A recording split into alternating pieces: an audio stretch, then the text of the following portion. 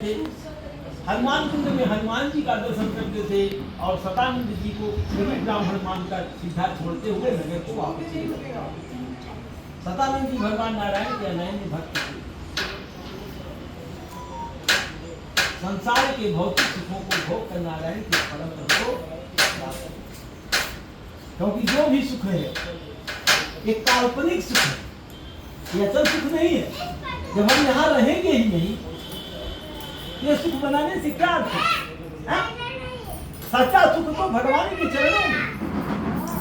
और जिस दिन मेरा मन भगवान के चरणों में लग गया तो संसार का सब ये सब जो दिखाई देता है सर्वम विष्णुमयम जगत, ये जो भी है दीपक जल रही है भगवान विष्णु की कृपा है। उनकी कृपा नहीं होगी ऐसी आंधी आएगी कि एक ही झटका में घुस जाएगी।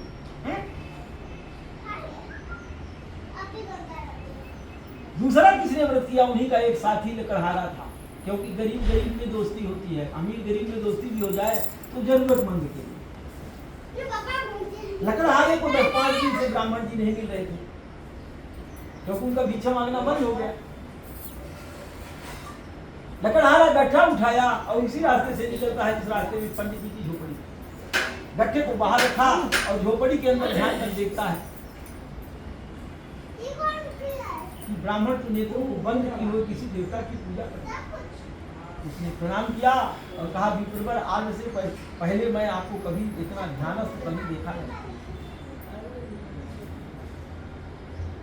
ब्राह्मण ने जवाब दिया, मैं तेरे नारायण भगवान विष्णु का पूजन कर रहा हूँ, इन्हीं की कृपा है कि हमारी तुम्हारी मुलाकात बन गई। लकड़हारा वहीं बैठ गया। जब पूजा पूर्ण हुआ, मित्र के नाते के ऊपर जल और भगवान का पूजा। लकड़हारे ने पूछा कि लकड़ी धोते हुए मेरा कंधा कमजोर हो गया है, मुझे भी मार्ग बताइए। ब्राह्मण ने लकड़हारे को मार्ग बताया। लकड़हारा लकड़ी का गट्ठा उठाया और जहाँ बनारस में धनी लोग निवास करते थे वहां उसे लकड़ी को बेचा और उसे दुगने धन की जो सब्जी यहाँ मिलेगी वो क्रांति नगर में नहीं मिलेगी। हाँ, तो यहाँ का मिलेगी जिसे पका हुआ केले का फल लेकर ही मधु शक्कर अपने इष्ट मित्रों के साथ उसने नारायण का व्रत किया। व्रत का उसे फल क्या मिला? जहाँ एक टाइम लकड़ी काटता था, दूसरी टाइम शहर